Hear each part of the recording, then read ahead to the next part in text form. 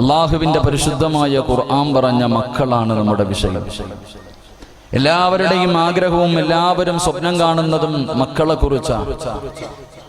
പ്രായമായ കാലത്തും വയസ്സാം കാലത്തും രോഗം പിടിച്ചിട്ടും ഓരോ മാതാപിതാക്കളും കഷ്ടപ്പെടുന്നത് എന്തിനു വേണ്ടിയാണെന്ന് ചോദിച്ചാൽ നമ്മുടെ മക്കൾക്ക് വേണ്ടിയാണെന്നാണ് നമ്മൾ പറയുന്ന മറുപടി. എന്റെ പ്രിയമുള്ള സഹോദരങ്ങളെ, അള്ളാഹുവിന്റെ പരിശുദ്ധമായ ഖുർആനും മക്കളെ കുറിച്ച് നമുക്ക് പറഞ്ഞു തരുന്നു.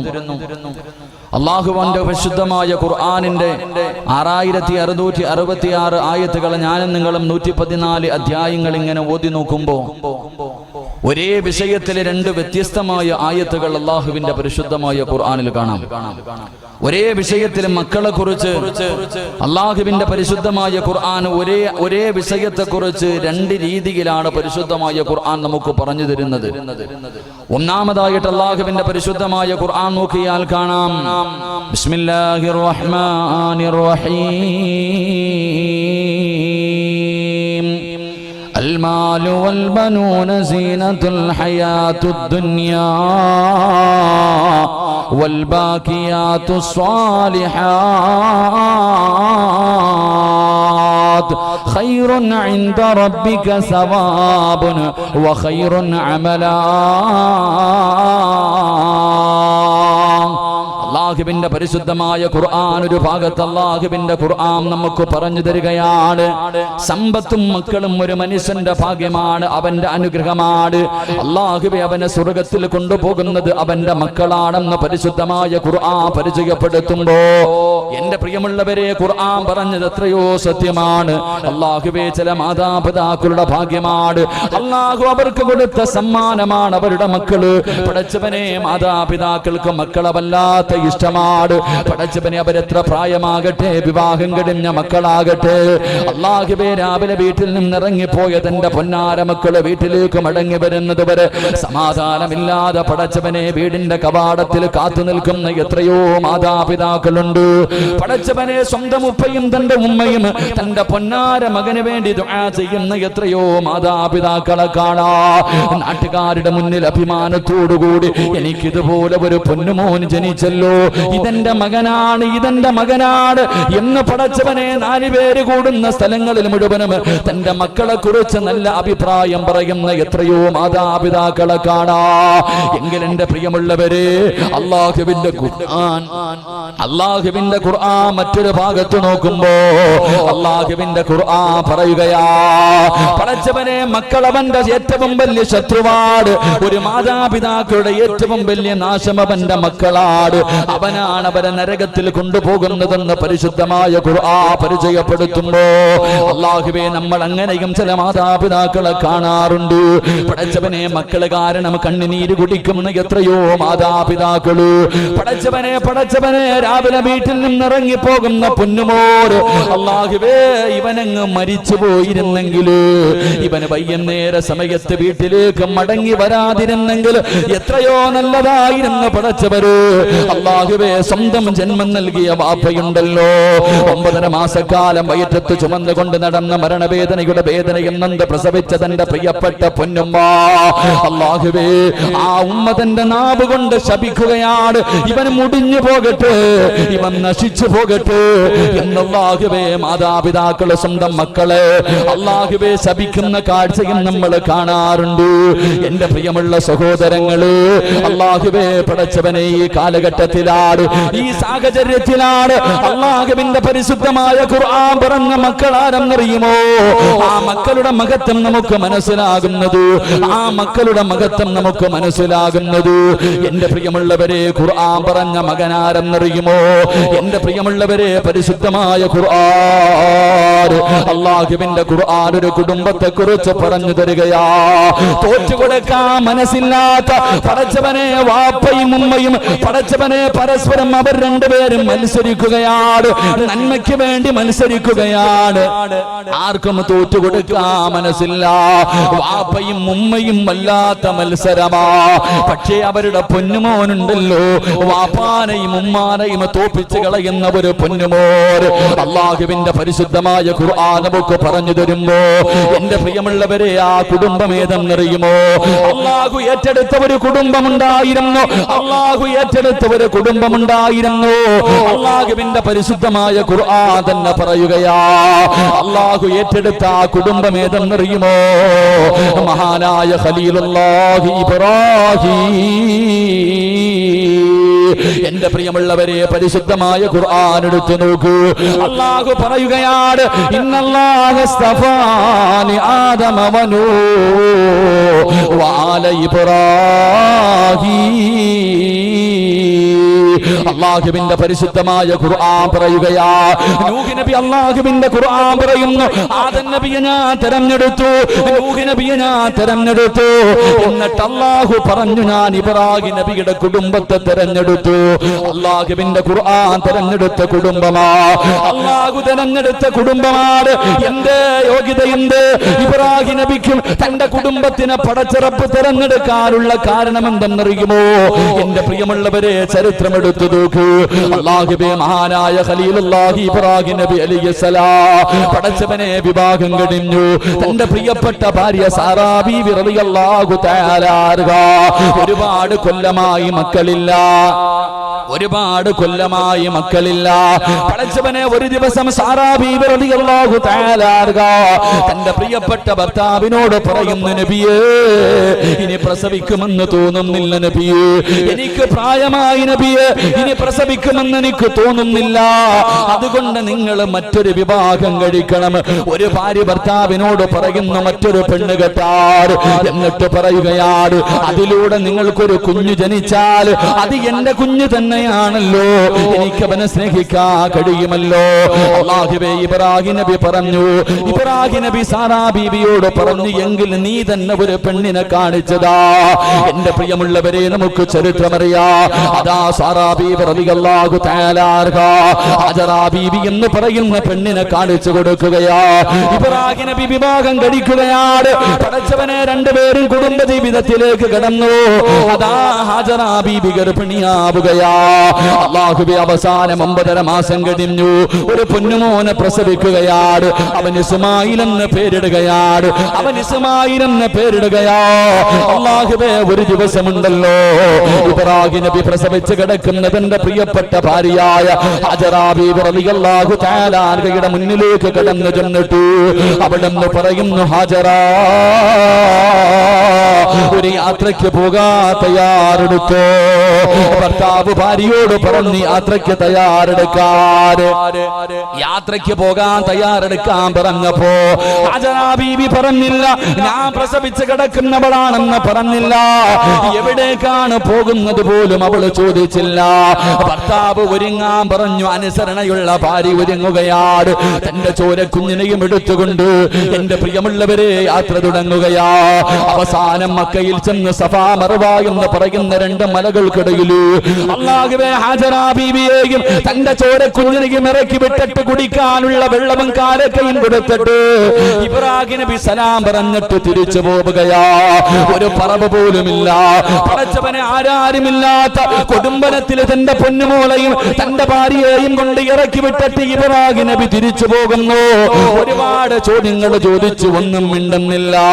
അവസാനം തന്റെ ചോരക്കുഞ്ഞിനെ ചേർത്ത് പിടിച്ചിട്ട് ഹജറാ ബീവി റളിയല്ലാഹു തആല അൻഹ അവിടുന്ന് ചോദിച്ചു, നബിയേ, പേടിക്കണ്ട നബിയേ, പേടിക്കണ്ട നബിയേ, എന്റെയും എന്റെ മകന്റെയും കാര്യം അല്ലാഹു ഏറ്റെടുത്തിട്ടുണ്ട്.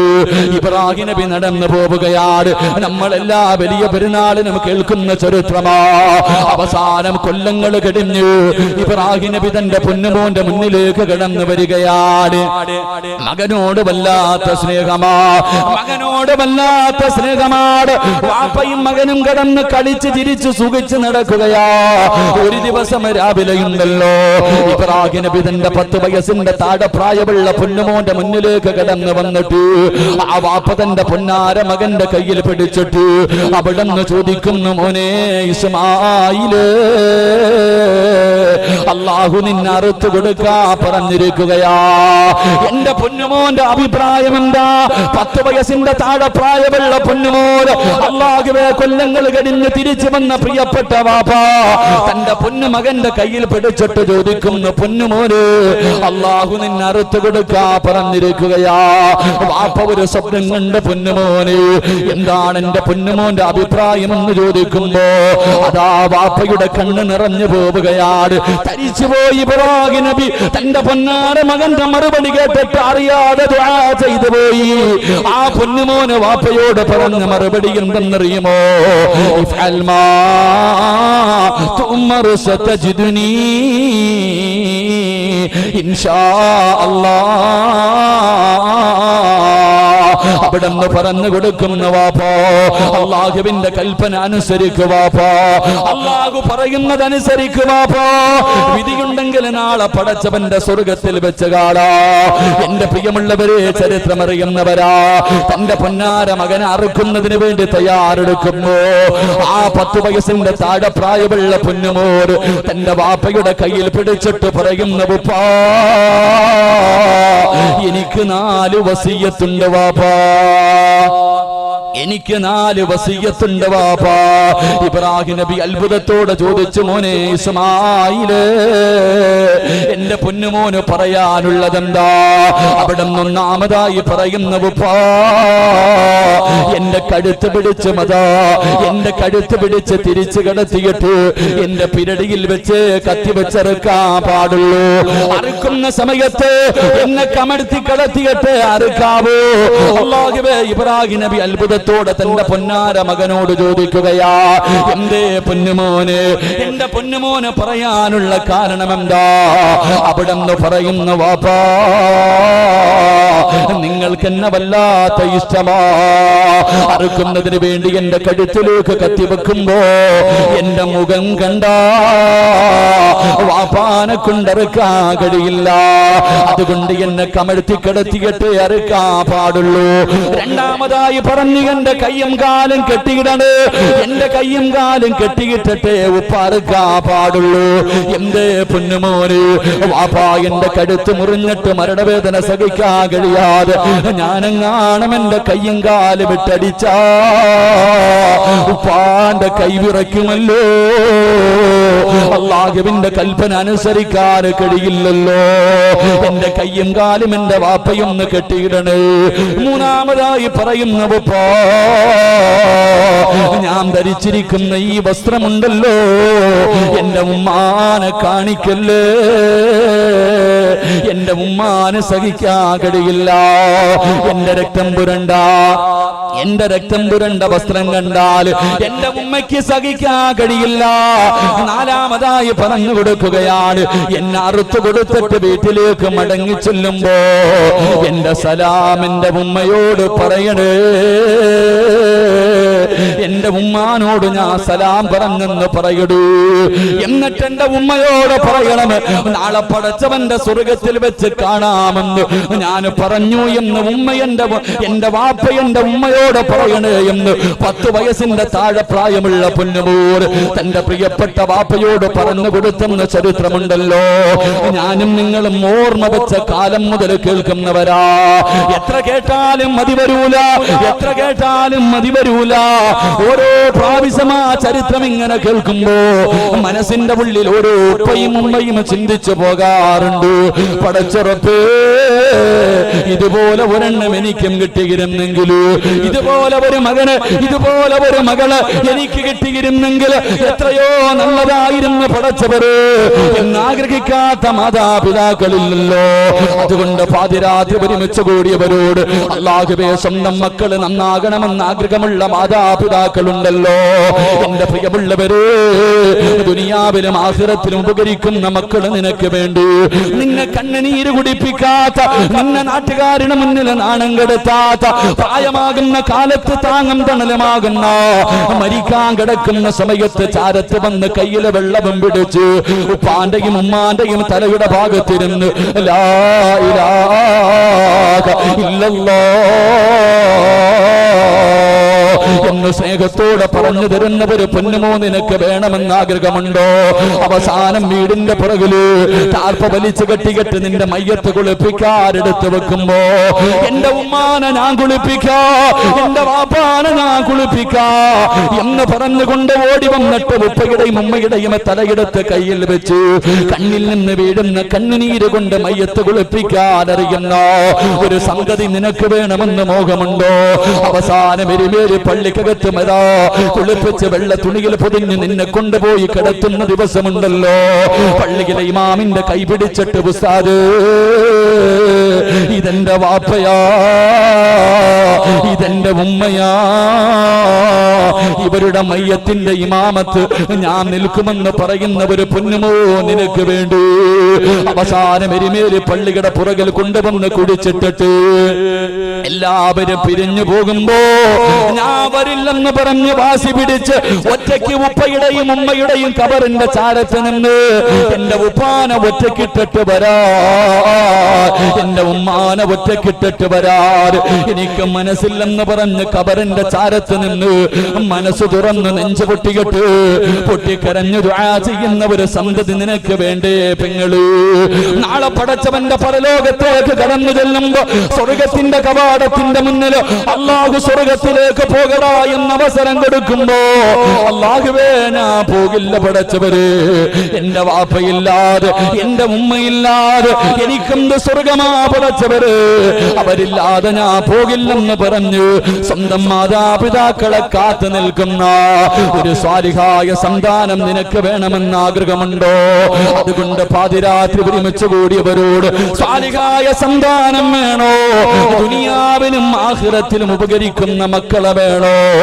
അല്ലാഹുവിന്റെ ഖുർആൻ പറയുകയാ, അല്ലാഹുവിന്റെ ഖുർആൻ പറയുകയാ, ചില കാര്യങ്ങൾ ആര് തന്റെ ജീവിതത്തിൽ ചെയ്യുന്നുണ്ടോ അവന്റെ മക്കള് സ്വാലിഹീകളാകുമെന്ന് ആദരവായ പ്രവാചകൻ നബി മുഹമ്മദ് മുസ്തഫ സല്ലല്ലാഹു അലൈഹി വസല്ലം. അല്ലാഹു നമ്മുടെ മക്കളെയൊക്കെ സ്വാലിഹീങ്ങളിൽ പെടുത്തുമാറാകട്ടെ. അല്ലാഹു നമ്മുടെ മക്കളെയൊക്കെ സ്വാലിഹീങ്ങളിൽ പെടുത്തുമാറാകട്ടെ. ആമീൻ പറയാൻ പലർക്കും മടിയ, അതിന്റെ കാരണം നിനക്കതിന്റെ അർത്ഥം അറിയില്ല. സാലിഹായ മക്കൾ, എന്റെ പ്രിയമുള്ള സഹോദരങ്ങളെ, അല്ലാഹുവിന്റെ പ്രവാചകൻ സല്ലല്ലാഹു അലൈഹി വസല്ലമ തങ്ങൾ പറഞ്ഞു, ഒരു മനുഷ്യൻ മരണപ്പെട്ടാൽ, ഈ വഅദ് പറയുന്ന ഞാൻ മരണപ്പെട്ടു പോയാൽ എനിക്ക് മൂന്നേ കാര്യമേ പ്രയോജനം ചെയ്യൂ എന്ന് നബിയുനാ റസൂലുള്ളാഹി. ഈ വഅദ് പറയുന്ന ഞാൻ ഇവിടെ വെച്ചങ്ങ് വീണുപോയി, ആരെങ്കിലും പൊക്കിയെടുത്ത് എന്റെ വീട്ടിൽ കൊണ്ടുപോയി, നാളെ പടച്ചവനെ എന്നെ കൊണ്ടുവന്ന് കുടിച്ചിട്ട് കബറിനകത്ത് കൊണ്ട് കബറടക്കി കുടിച്ചിട്ട് കഴിഞ്ഞു, എനിക്ക് പിന്നെ പ്രയോജനം ചെയ്യുന്നത് മൂന്നേ കാര്യം. ഒന്ന്, ഞാൻ ചെയ്ത സൽക്കർമ്മം, ഞാൻ എന്റെ ജീവിതത്തിൽ ചെയ്ത നല്ല കാര്യങ്ങൾ, എന്റെ പ്രിയമുള്ളവരെ ഞാൻ ചെയ്ത ജാരിയായ സദഖകൾ. മൂന്ന് പ്രസംഗമൊന്നും വേണ്ട, വഅദൊന്നും വേണ്ട, ഖുർആനിന്റെ ആയത്തൊന്നും വേണ്ട, ഈ ഒറ്റ ഹദീസ് പഠിച്ചാൽ മതി, മക്കളുടെ വില മനസ്സിലാകും. അല്ലാഹുവിന്റെ റസൂൽ സല്ലല്ലാഹു അലൈഹി വസല്ലമ തങ്ങൾ പറഞ്ഞു, മരണപ്പെട്ടു പോയ മനുഷ്യന് ഗുണം ചെയ്യുന്ന മൂന്നാമത്തെ കാര്യം, അല്ലാഹുവിന്റെ റസൂൽ പറഞ്ഞു, ദുആ, സാലിഹായ ദുആ ചെയ്യുന്ന മക്കളാണെന്ന് നബി മുഹമ്മദ് മുസ്തഫ. എങ്ങനെ പറഞ്ഞേ? അള്ളാന്റെ റസൂല് പറഞ്ഞു, സ്വാലിഹായ ദുആ ചെയ്യുന്ന മക്കൾ. സ്വാലിഹീങ്ങളായ മക്കളുണ്ട് നമ്മുടെ ഇടയിൽ. നിസ്കരിക്കും, ഖുർആൻ ഓതും, നോമ്പ് പിടിക്കും, വഅദ് പറയും, വഅദ് കേൾക്കും, ഏത് നല്ല കാര്യത്തിനും സദഖ കൊടുക്കും, ഏത് നല്ല കാര്യത്തിനും മുമ്പിലുണ്ടാകും. സ്വാലിഹായ മക്കൾ ഇല്ലേ? പക്ഷേ വാപ്പയും ഉമ്മയും മരിച്ചു, പള്ളിക്കുഴി കൊണ്ട് കുഴിച്ചിട്ടാ പിന്നെ ആ പരിസരത്തോട്ട് പോകാത്ത ചില മക്കളുണ്ട്. ഇങ്ങനെയുള്ളവന്മാരെ കിട്ടിയിട്ട് എന്ത് പ്രയോജനം ചെയ്യാനാ? എന്റെ പ്രിയമുള്ളവർ, സാലിഹായ മക്കളുണ്ട്. നിസ്കരിക്കും, ഹജ്ജ് ചെയ്തോ ഉംറ ചെയ്തോ, ഏത് നല്ല കാര്യത്തിന് മുമ്പിലുണ്ടാകും. പക്ഷേ മാതാപിതാക്കൾ മരിച്ചു കഴിഞ്ഞാൽ പിന്നെ അവരുടെ ഭായി അങ്ങോട്ട് പോയിട്ട് കാര്യമില്ല എന്ന് ചിന്തിക്കുന്ന മക്കളെ കിട്ടിയിട്ട് എന്ത് കാര്യം? അതുകൊണ്ടാണ് അല്ലാഹുവിന്റെ റസൂല് പറഞ്ഞു, സ്വാലിഹായ ദുആ ചെയ്യുന്ന മക്കളെന്ന് നബി മുഹമ്മദ് മുസ്തഫ. സ്വാലിഹായ ദുആ ചെയ്യുന്ന മക്കൾ, മരിച്ചുപോയ മാതാപിതാക്കൾക്ക് വേണ്ടി ആത്മാർത്ഥമായി ദുആ ചെയ്യുന്ന മക്കൾ അല്ലാഹു ആ കൂട്ടത്തിൽ പെടുത്തുമാറാകട്ടെ. അല്ലാഹു ആ കൂട്ടത്തിൽ പെടുത്തുമാറാകട്ടെ. ചിലരൊക്കെ താടിക്ക് നീളുണ്ടാകും, നിസ്കാര തഴമ്പുണ്ടാകും, കയ്യിൽ എപ്പോഴും തസ്ബീഹ് ഉണ്ടാകും, കാണാൻ വലിയ തങ്ങളെ പോലെ നടക്കും. പക്ഷേ അവന്റെ ഉമ്മയും ഉപ്പയും ഖബറിൽ കിടന്നിട്ട് യാചിക്കുമെന്ന് നബിയുനാ റസൂലുള്ളാഹി. ചില മക്കളുണ്ട് മരിച്ചാലും വിടൂല, ജീവിച്ചിരുന്ന കാലത്തും സമാധാനം കൊടുക്കൂല, മരിച്ചാലും അവർക്ക് സമാധാനം കൊടുക്കാത്ത ചില മക്കളുണ്ടെന്ന് നബി മുഹമ്മദ് മുസ്തഫ അല്ലാഹു ആ കൂട്ടത്തെ തൊട്ട് നമ്മളെയൊക്കെ കാക്കുമാറാകട്ടെ. വാപ്പ ഖബറിൽ കിടന്നിട്ട് പറയാ, ഇങ്ങനെ ഒരു വൃത്തികെട്ടവന് വേണ്ടിയാണല്ലോ അല്ലാഹ് ഞാൻ കഷ്ടപ്പെട്ടത്, ഇങ്ങനെ ഒരുത്തനാണല്ലോ. ഉമ്മ പറയാ, ഇങ്ങനെ ഒരുത്തിയാണല്ലോ എന്റെ വയറ്റിൽ പിറന്നുപോയത്. പടച്ചനെ, അവര് ഖബറിൽ കിടന്ന് ശപിക്കുമെന്ന് നബിയുനാ റസൂലുള്ളാഹി സ്വല്ലല്ലാഹു അലൈഹി വസല്ലം. അല്ലാഹുവിന്റെ റസൂൽ പറഞ്ഞു, മരിച്ചവരെ വേദനിപ്പിക്കരുത്, അവരുടെ ദുആയിക്ക് ഇജാബത്തുണ്ടെന്ന് നബി മുഹമ്മദ് മുസ്തഫ സ്വല്ലല്ലാഹു അലൈഹി വസല്ലം. അതുകൊണ്ട് എന്റെ പ്രിയമുള്ള സഹോദരങ്ങളെ, ആദ്യം ഞാനും നിങ്ങളും നമ്മുടെ ഉമ്മയ്ക്കും ഉപ്പയ്ക്കും പ്രയോജനമുള്ള മക്കളാകണം. ആദ്യം ഞാനും നിങ്ങളും നന്നാവണം. ആദ്യം നമ്മള് നമ്മുടെ അത്തായ്ക്കും അമ്മായിക്കും പ്രയോജനമുള്ള മക്കളാകണം. എന്നിട്ട് നമ്മുടെ മക്കൾ സ്വാലിഹീങ്ങളാകാൻ വേണ്ടി ദുആ ചെയ്യണം. അല്ലാഹു ഭാഗ്യം നൽകി അനുഗ്രഹിക്കുമാറാകട്ടെ. അതുകൊണ്ട് സ്വാലിഹായ മക്കളാകണം, സ്വാലിഹായ മക്കളെ കിട്ടണമെന്ന് ആഗ്രഹമുള്ളവരെന്ന് കൈവക്കിക്ക്. നമ്മളാദ്യം നന്നാവണം, പിന്നെ നമ്മുടെ മക്കൾ. അതിനെന്തിനാ പിശുക്കത്തരാമോ? നല്ലപോലെ പൊക്ക്, പൈസ ഒന്നും അല്ലല്ലോ ചോദിച്ചേ, നല്ലപോലെ. അൽഹംദുലില്ലാഹ്, അല്ലാഹു ഈമാൻ നിലനിർത്തി തരുമാറാകട്ടെ. അതുകൊണ്ട് സ്വാലിഹായ മക്കളെ വെറുതെ കിട്ടൂല, അതാ പഠിക്കണ്ടേ. എന്റെ പ്രിയമുള്ള സഹോദരങ്ങളെ, എല്ലാവർക്കും ആഗ്രഹമുണ്ട് സ്വാലിഹായ മക്കളെ കിട്ടണമെന്ന്, പക്ഷെ ഓസിന് കിട്ടൂല.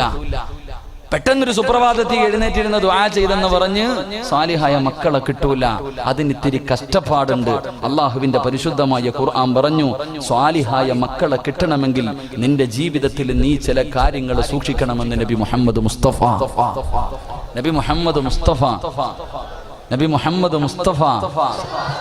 അല്ലാഹു ഭാഗ്യം നൽകി അനുഗ്രഹിക്കുമാറാകട്ടെ. അതുകൊണ്ട് വഅലല്ല ഇന്നത്തെ ദിവസം. കാരണം ഈ ഇരിക്കണ ഉസ്താദന്മാർക്കൊക്കെ വഅല് പറയാനറിയാം. അപ്പൊ ഇന്നത്തെ ദിവസം ഒരു ക്ലാസ് ആണ്. കാരണം ഈ ഇരിക്കുന്ന മുത്തല്ലിമീങ്ങളുടെ അധികവും മാതാപിതാക്കളെ സദസ്സിലുണ്ട്, അധികം പേര്. അപ്പൊ ഒരു വഅലല്ല, ഇന്നൊരു ക്ലാസ് ആയിട്ട് കരുതിയാൽ മതി. ഒരു വഅല് പിന്നെ പറയാം, ക്ലാസ് ആയിട്ട് കരുത്. ഇൻഷാ അല്ലാഹ് ഇവിടെ എരുമേലി പള്ളി വഅല് വെക്കുമ്പോൾ നമുക്ക് വന്ന് വഅല് പറയാം. ഇന്നൊരു ക്ലാസ് മടങ്ങി പോകുമ്പോൾ എന്തെങ്കിലുമൊക്കെ ജീവിതത്തിൽ കിട്ടണം. അല്ലാഹു ഭാഗ്യം നൽകി അനുഗ്രഹിക്കുമാറാകട്ടെ.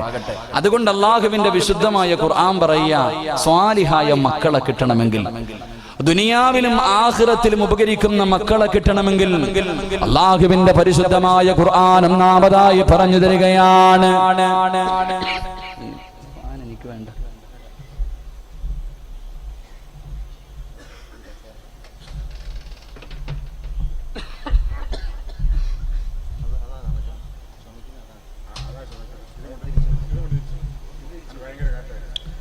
എനിക്ക് വേണ്ട.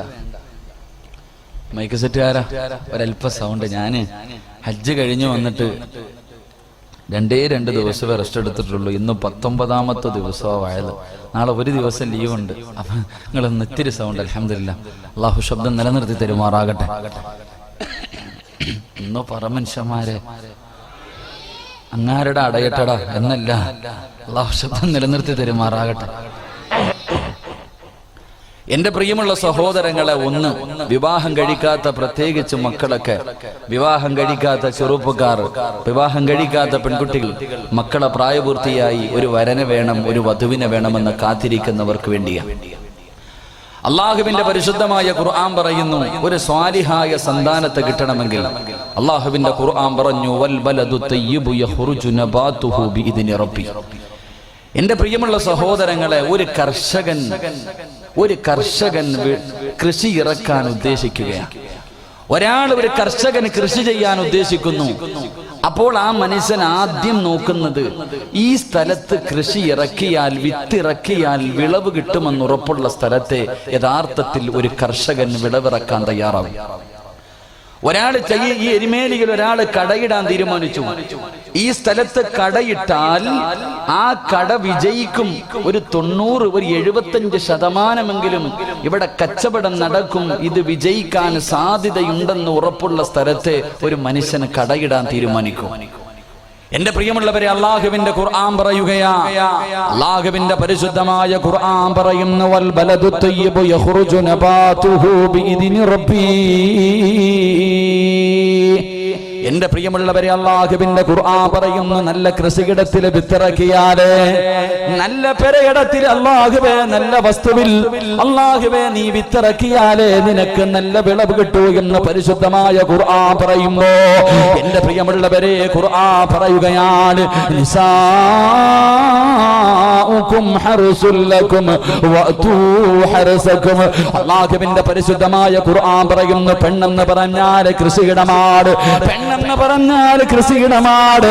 അതുകൊണ്ട് പൊന്നുമോനെ, കൃഷി ഇറക്കുന്ന സമയത്ത് അല്ലാഹുവേ നല്ല കൃഷിയിടത്തല്ല, നല്ല പെരകിടം നോക്കിയിട്ട് വേണം കൃഷി ഇറക്കാൻ.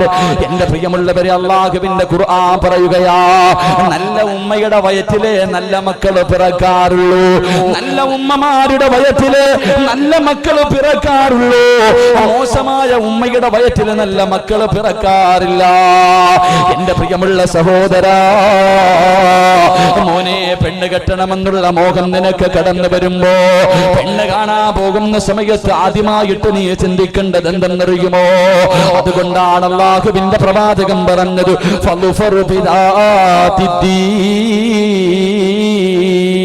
ദീനുള്ള പെണ്ണിനെ വിവാഹം കഴിക്കണേ, ദീനുള്ള പെണ്ണിനെ വിവാഹം കഴിക്കണേ. ആ പെണ്ണിന്റെ വയറ്റിലെ നല്ല മക്കള് ജനിക്കാറുള്ളൂ. നല്ല പിറന്നാകവേ നല്ല ഒരു സ്ഥലത്ത് കൃഷി ഇറക്കിയാല് നിനക്ക് നല്ല വിളവ് കിട്ടൂ എന്ന് പരിശുദ്ധമായ ഖുർആൻ പറയുമ്പോ, പൊന്നുമോനെ, എല്ലാ ചരിത്രങ്ങളും നീ എടുത്തു നോക്കിക്കോ.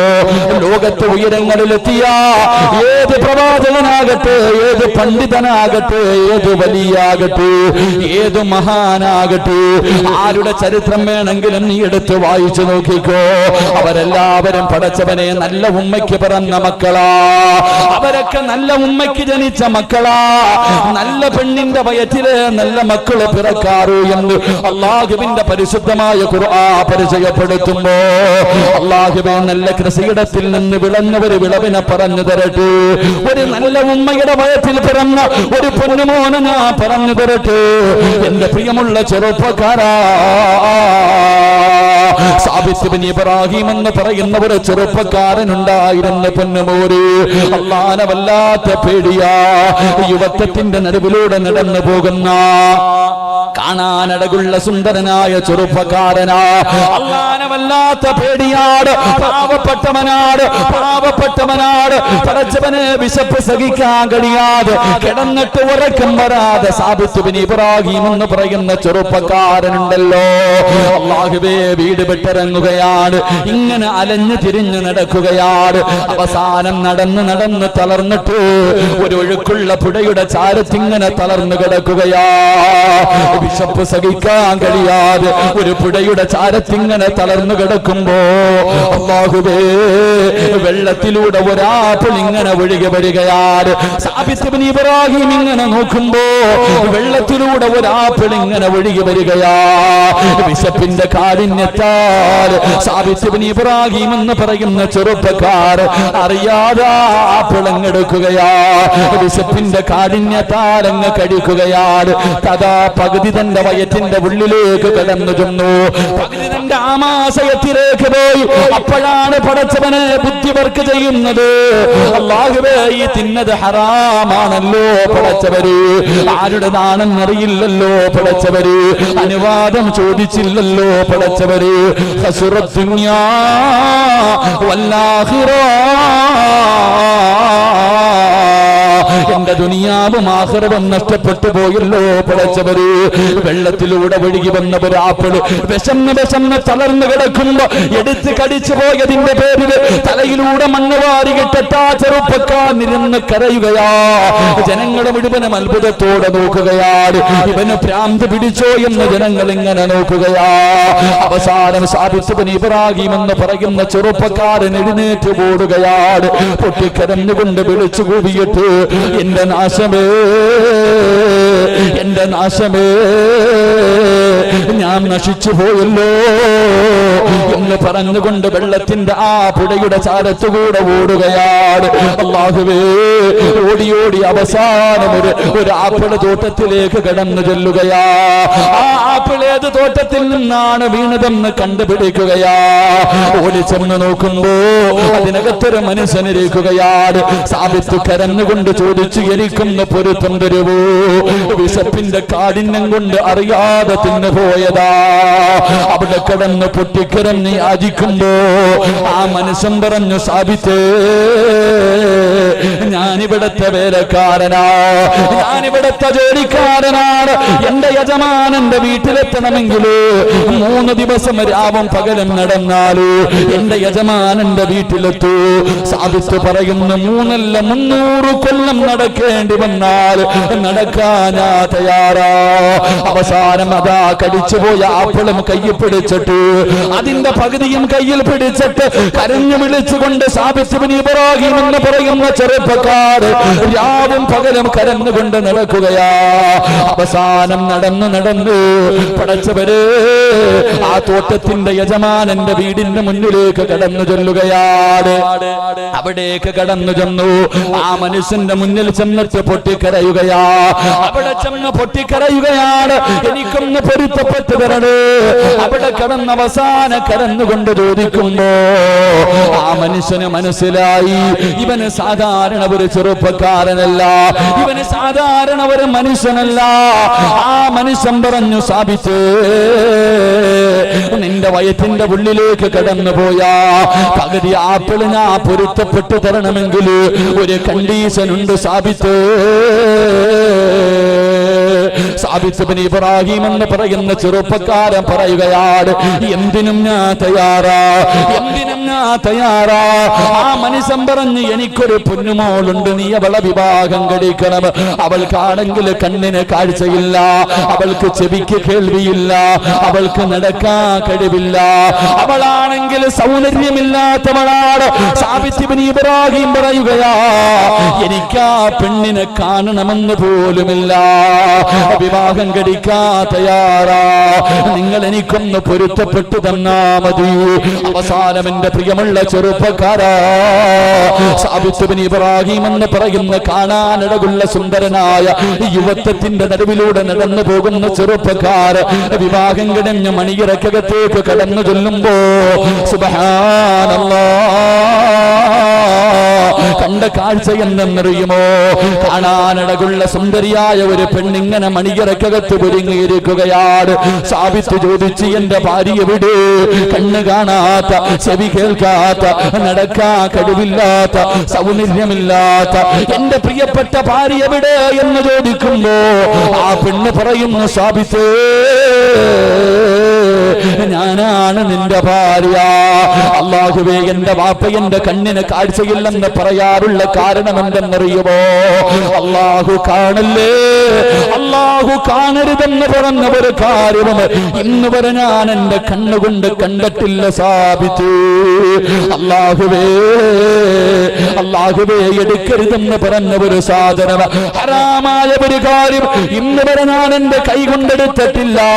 പോകരുതേ എന്ന് പറഞ്ഞ സ്ഥലത്തേക്ക് ഓർമ്മ വെച്ച കാലം മുതൽ എന്റെ കാലുകൊണ്ട് ഞാൻ നടന്നിട്ടില്ല.